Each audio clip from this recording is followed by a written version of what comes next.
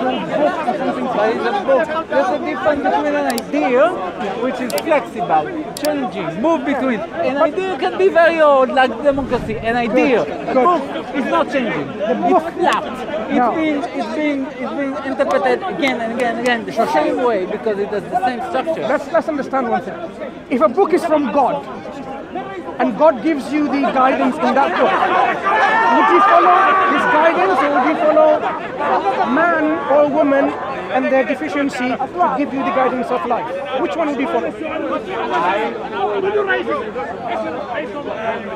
I would follow goodness. I would not follow a book. No, never. If God gives you the guidance, would you follow His guidance, or would you follow the guidance of people who themselves are not knowledgeable? They're only knowledgeable, depends on the time and place. 500 years ago, we thought what? The earth was flat, most of us, right? No, never happened. Oh, we always thought the earth was round. Every scholar, anyway. Every scholar believed the earth was circular and round. Yeah. Even today, there are people who believe the earth is flat. Yes. It's kind of a new phenomenon. It started in the 19th century as an anti-response to religion, while there were scholars who wanted to say, oh, those religious, they've always been the image of science, and they invented a belief that the world was flat, that religious people supposedly had, but it's an invention of the 19th century. If you look at what Socrates wrote, or I don't know, any important scholar in any time, they get things wrong. They all talked about not about Earth. When you have Plato, Aristotle, Socrates, Hippocrates, Galen, different kind of philosophers and practitioners, did they get everything right? No, they got some things wrong, right? They didn't try to get things right. Socrates was That's not the question, though. Socrates was not about answers, it was about questions. Good. So when they did discuss about things of how to conduct your life affairs, about the natural phenomena, why things happen, obviously they didn't get everything right. They got some things wrong. Yeah? Good. So if they get some things wrong, we are also in a position today that we're getting many things wrong, and we are learning. My position statement is this: the one who is all knowledgeable God, if the God gives you guidance to follow for your life, would you follow that, or would you follow guidance from people who gets it wrong? But the guidance is from a book, which is a man's interpretation of God's law. Are you suggesting? I know, but someone had to write it down, didn't they? Someone had to write it down in the beginning, so it's an interpretation, isn't it? If God communicates, are you saying He's a failure in communication? No, but each man has his own idea about everyone interprets things differently. There's a limit to how much you can reinterpret something. For example, if God says, okay, let me give you an example. Book comes from God. People pick up, it's a sign by God, let me read it and guide it. This is not how it happens. Usually what happens was in the past, human beings, the best of them, the most perfect of them, are raised by God and given this message so that they can deliver this message to the people. And these messengers and prophets, they explain the book of God. They interpret the book of God in the best interpretation so that people don't go this way or that way. They follow the right interpretation. So when, for example, God says about Himself, I am God and there is none else, worship me alone, do not ascribe any partners unto me. Are you saying this can be interpreted to mean God is three? Three or four? No, but it's before this person who was whatever prophet who wrote a book. He had all kind of thoughts in his mind. He had thoughts. He saw children playing, so this is wonderful. And then some thoughts that came to his mind. He said, this is the word of God, and he wrote them down as the word of God. And it was his interpretation from the million of thoughts that he had in his mind in the time of his life. Now I have also thoughts, and some of my thoughts are word of God. When I think of the Buddhist Dharma, it is the blood of the world, the purity of logic that flows in my mind. It has such a beautiful sense that it boggles my mind. You don't believe that the Quran is beautiful as well? I've never read the Quran. My trial, I found it kind of boring. It's kind of like a praying, oh God, oh God, oh God. Oh, you haven't read it, but it's boring. I tried. I started. I didn't continue much. But it's not a storybook. It's a praying book. But I look at Muslim culture, and for me, liberation of oppression is very important. And I see oppression of women, oppression of gay people, oppression of sexuality, and I don't see them as good things for happiness. Do you know Islam liberated people 1400 years ago, but people enslaved them again? If people enslave themselves again, not following the word of God, it's a problem with people and their culture. So you have to look at the text itself and people who follow the text. The people are imperfect. The text is perfect. So your question, you've sort of now discussed it in openly. I didn't say hypothetically. I said, if God gives you a book, would you follow his book or would you follow people? If you are sure that this book was from God, it's not a question about he had thoughts. But how can you possibly be sure? Yeah. Really? Okay. Can you be sure of anything? Then why are you even asking that?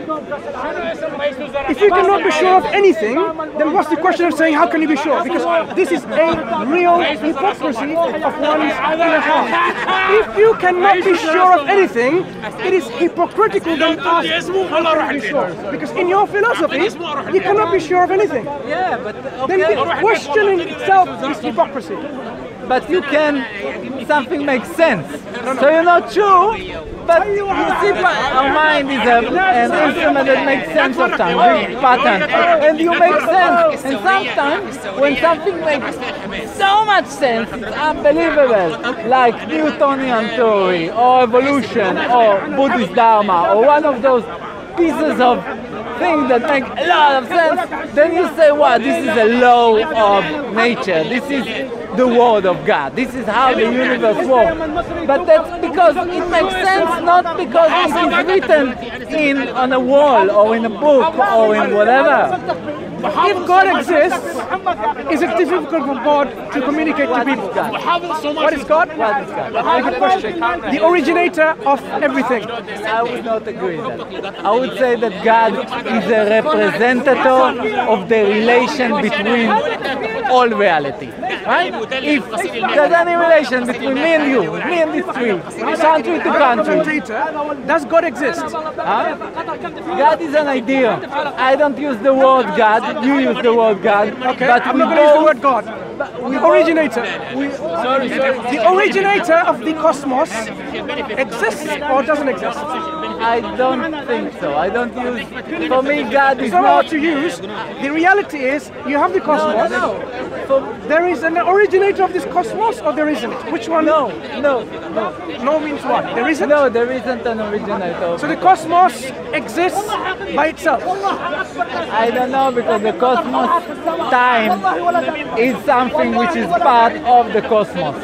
So to ask what happened before the cosmos is a question that does not make sense, because outside of it, you need to question like when you need to- and how. You need to really focus on this. I am. Can something exist from non-existence? Can existence come from non-existence? Can you I don't get? think anyone knows. We do know. You do know as well, but it's a matter of not admitting it. Can existence originate from non-existence? Brother, okay, this guy's keep pushing there. Is it possible to move there? Because he's not aware of what he's doing. Is it okay? Just go this way a bit. Because I'm very mindful of the lady. Because you keep banging her, she's just so quiet about it. When we talk about existence, we are existent. The reality is in existence. So can existence originate or come from non-existence? Normally you expect the answer no, and that's because that's true, but only in an environment in which time exists. But in an environment that there is no time, time does not exist. There's no such thing. Then this question stops to have meaning. Now, time is part of the cosmos of our world, but outside our world, there is no time. My question is not linked to time. No, It's independent of time. It's not Existence independent. and the opposite of existence. What is the opposite of existence? I don't know, non-existence, I imagine? Non-existence. Yes. So if we are existent, is it meaningful that non-existence gave rise to existence? That implies time. Something did not exist, and then it exists. And then you ask, oh, how did you ask a question about time? The question is, either existence can originate from non-existence, or it cannot. But origin... It's a binary question. It's not. No, third it's a option anymore. time-dependent question. You ask originate. It means that something was, and from it originate through time, another thing. Okay, and I told you. Let me frame my question. Has existence been always existence? There was not a moment or a time. There was absolutely non-existence ever in the past. There's always been existence. There's always been a spark or something. Yeah. Look, if you want to answer But this I question, also think that something can come from nothing. It's like when a fetus grows, it develops from 2 cells into a human being. that's something. Yes, but it was a spark. It was like these things are. When we talk about nothing, nothing is the absence of everything. So conceptually, Yeah. if we are existent now, there cannot be a time where there was absolutely non-existence. Nothing. There has to be always something in existence. Always, whether you bring time in or not. No, there has to be. It is a timing question. No, what you ask I'm is saying there has to be always something. what you ask is Because the opposite is Well, and that something was God. step by step. Is that Either. what you're saying? Is that- No, we can go through it rationally. We can go through it rationally and logically and see what's the most, what's the best explanation of all this existence. Either this existence, which is this material world, has always been there, or something which is not material, something which we say the originator of this material world always existed. At the end of the day, there has to be always something in existence. I told you Without my answer. any non-existence. I told you There is my no other answer. option, my friend. I tell you, your entire language is soaked in time, in before and after, during, this kind of words that imply time. And that is true for Does the time world exist? we know, Does time but exist? it does not. If physics tell us Good. today that time did not exist before the universe, That's nonsense. then Can I tell you why it's okay, nonsense? then it's nonsense. No, let me tell you why it's nonsense. Time isn't physical. I'll tell you why it's nonsense. Just before the Big Bang, okay, either there was absolutely nothing, or there was something. If there's only two options. No, there was no time. There was nothing before. Wait. There was before. There was no you before. see, Did not exist before. You're assuming there was no time. What's your proof for that? What's your evidence? Okay, let's say. You're assuming. What is the evidence from We're physics assuming. that there was no time? I will tell you why physics here is getting all wrong. Yeah. Bring your best physicists in the world, it doesn't matter. If our universe began with a time, before that, because there was no before according to them, either there was existence or there was non-existence. If there was existence, No, the language changed. Doesn't matter if the language changes. No, the language in which you describe things, the concepts change. Listen. You cannot say before if there was no time. The concepts change. You cannot use the same language that describe an hour, a meal. My friend, is this universe 16.7 billion years old or older? I don't know, imagine that's what they say. If it's 16.7 billion years old, that means 17, this is according to physics, that means 18 billion years ago, 18 billion, I can put a number, 18 billion years ago there was nothing. If there was nothing, there would be nothing, because nothing, from nothing comes nothing. But we are something now, there cannot be nothing. That's one refutation. Secondly, if 18 billion years ago there was no time, and then time existed later on, so the time came from what? Nobody knows. It's not about nobody knows, it's a question about either it comes from something or it comes from nothing. It comes from existence or it comes from no existence. I would say time has always been eternal. No, because time is a human construct. Time is a measurement that we use. Good. If God always exists, was time in existence? Always. No, because God isn't human. It's not about human. Time is not linked with human. Yeah, it is. If there was time is a human measurement. So if there was no human in our universe, Animals don't measure time. if there was no human in our universe, would there still be time? No. Things wouldn't be measured in the same way. Like we divide our time up, obviously. Like we have a measurement. We need that in order to measure construct between our two lives things in this world that we live in. There will still be time. If there were no human beings, there will still be time. The sun will still revolve. So it would still be 4 o'clock in the afternoon. If there were no Whether you call human 4 beings o'clock on or the 6 planet. o'clock, there will still be time. Whether you measure it or not, there will still be time. Time is just a measurement. Right? Isn't it? It's just a measurement of what? Yeah, but it's a human measurement. There's no one to measure it if there's no humans here. But look, if I don't exist, does that tree exist? It exists independent of me. Time can exist, the world can exist independent of me and my measurement and my watch. So that's why then I'm we're going saying... into the thing of if there are humans, like, do things exist altogether? It's that thing of, like, if there's a tree that falls in a wood and no one sees it, does it happen? Do you see what I mean? It's like, is it... It does happen. It does happen. Does it, though? Yes. It does, I don't like, observe for it. anyone, it doesn't, it's not Look, there. It's not just something because, that's been registered in just someone's because mind. I haven't measured something doesn't mean it doesn't exist. Like, if I don't exist, it doesn't mean the tree doesn't exist, the world doesn't exist, you don't exist. No, the world can exist independent of me measuring it. So the fact of the matter is, the world exists. If the world exists, something has to be always in existence, whether you like time or not, whether you bring time or not, there has to be always in existence. Because the other extreme is, there was absolutely nothing from which existence comes into reality. But that's impossible. From nothing can come nothing. Why? Because from nothing is the absence of everything. Nothing is the absence of everything. Absence of, conceptually, absence of time, absence of space, absence of matter, absence of quanta, quarks, hadrons, leptons, gluons, everything. That's what I mean by absolute nothingness.